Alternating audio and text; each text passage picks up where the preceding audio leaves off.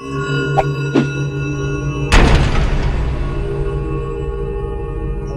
pegawai negeri segala macam yang pendapatannya secara tiap bulan ini yang bayarin negara kan, yang bayarin rakyat gitu ya.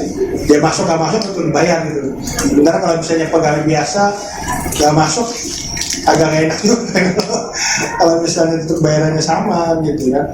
Dan memang ini kita harapkan juga yang terjadi ini juga tidak terlalu lama gitu. Kalau kita lihat kan memang di Cina juga terlihat terjadi satu penurunan, walaupun juga di Eropa justru lagi ganas-ganasnya juga nih dua gitu. Kuartal kedua dampak sampai kuartal ketiga, ya Pak Jokowi sendiri bilang pun sampai dampak sampai 2021 gitu ya. Kita belum tahu seperti itu akan seperti apa. Tapi ini menjadi tantangan berat lainnya adalah pada saat ini juga kita mengalami satu fase, terutama di industri telekomunikasi ini adalah disrupsi gitu. Disrupsi ini menjadi satu hal yang mau tidak mau menjadi perhatian karena pola bisnis itu berubah. Yang tadinya mungkin pengguna itu penyedia taksi itu harus menyediakan taksi, yang kemudian taksinya kemudian pengemudi harus membayar tiap bulan, menyicil tiap bulan.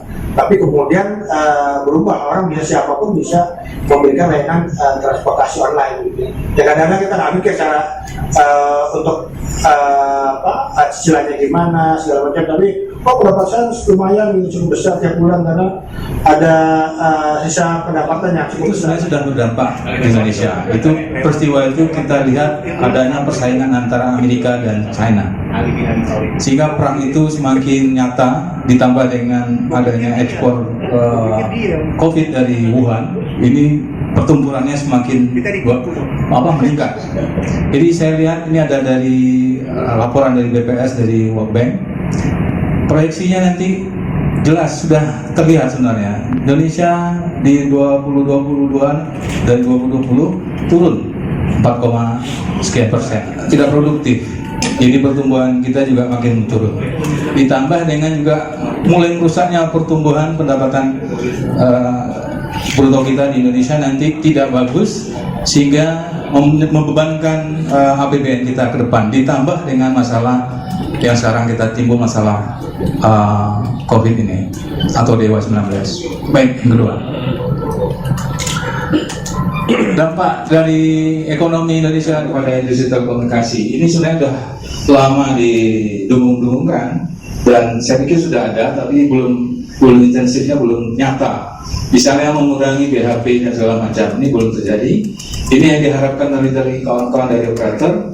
Ini harus berkurang. Tadi yang paling tinggi saja operator terbesar sudah 5T dia harus bayar, yang kecil 1,2 sampai 2T dia harus bayar. Jadi bisa dikasih insentif pajak di sini, dan banyak sebenarnya bentuk-bentuk insentif pajak yang bisa dilakukan oleh pemerintah. Dibuatnya suatu regulasi untuk memperkuat network sharing. Ini juga tadi permintaan dari Andi Budiansyah tadi, bahwa memang ini pernah kita lakukan di masalah network sharing BTS, tapi sebenarnya ini sudah bisa dilakukan karena BTS umumnya dipegang oleh pihak ketiga, bukan operator lagi. Yang satu sumber revenue-nya dari atas semua, dari iklan global. Ya, kalau kita lihat pendapatan Google dan Facebook berdua saja sudah melampaui APBN Indonesia. Itu kan apalagi gitu. Dan ini situasinya realitanya seperti itu. Tinggal menunggu waktu kapan ini akan terjadi. Maka tentu kalau kesadaran ini ada di benak pemerintah, tentu kan disrupsi itu bukan sesuatu yang dipuja gitu, tetapi dikendalikan. Bagaimana ada potensi teknologi ini, ya gimana ngeremnya, gimana mengendalikan jadi transformasi yang positif, atau mengupayakan kolaborasi yang positif dengan existing. Nah, ada yang keliru paham tentang digital company yang dimaksud. Ada yang mengira supaya operator network sekarang itu bertahan, dia harus beralih ke bisnis OTT. Nggak mungkin itu, mustahil itu. Sudah KO duluan, kecuali yang lokal-lokal, kecuali yang langit musik dan lain-lain itu. Karena penguasa platformnya itu. Nah, Sedangkan bahasa yang lain beralih ke digital company itu maksudnya adalah operasional dari company-nya itu dimodernisasi dengan software. Misalnya AI tadi, misalnya Eselon 34 diganti AI tadi itu adalah digitalisasi institusi, gitu. Dan itu akan meminggirkan orang, kan? Meminggirkan manusianya, pabrik manufacturing alatnya. Sedangkan Indonesia itu konsumen, maka ketolong ya. Jadi logikanya itu ketolong, tertunda belanjanya. Jadi yang terdisrupsi untuk industri telco itu adalah manufacturing ICT device-nya, telco device ya. Tapi yang konsumen seperti kita justru ketolong gitu. Nunda utang gitu. Jadi logikanya seperti itu. Jadi sedangkan tadi disampaikan justru ada peluang, cuma masalah tega apa enggak tega gitu. Jadi di tengah kekacauan ini kan orang lanjut ke lockdown ataukah social distancing atau pengucilan atau apa. Jadi, nah ini yang terjadi misalnya contoh di Amerika gitu. Di Amerika itu begitu sudah semuanya di work from home, school from home, maka yang diperlukan kan maksudnya koneksi internet yang lebih stabil, lebih baik dan berbiaya rendah.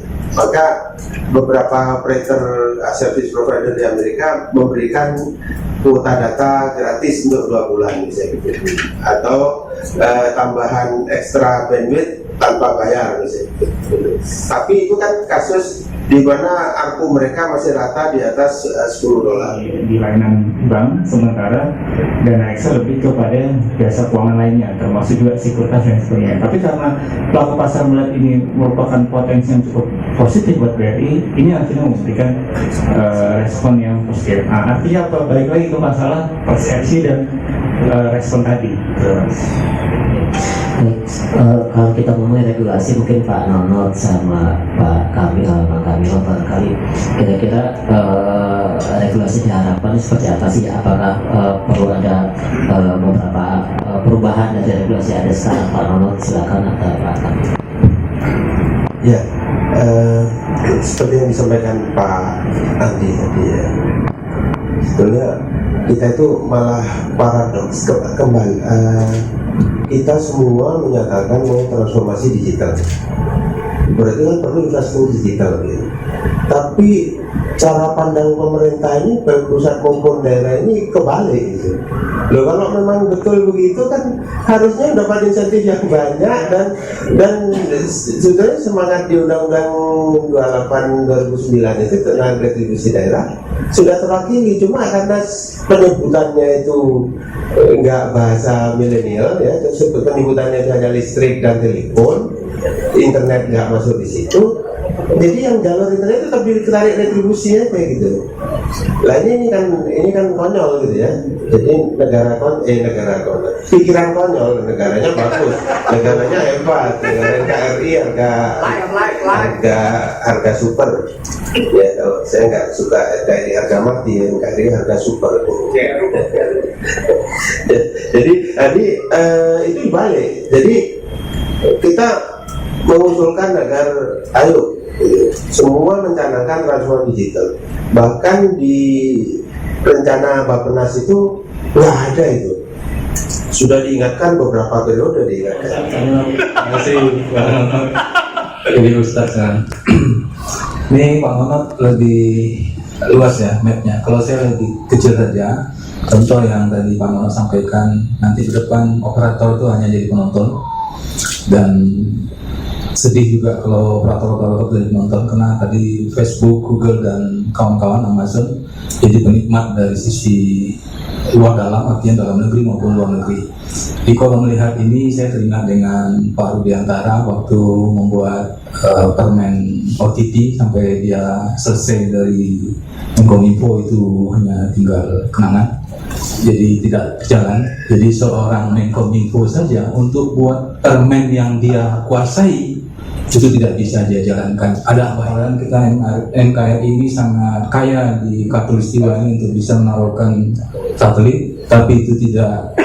Ya tadi Pak Doni juga cerita tentang yang lain-lain dan macam-macam, ada Menhan meluncurkan satelit juga, DNK ini.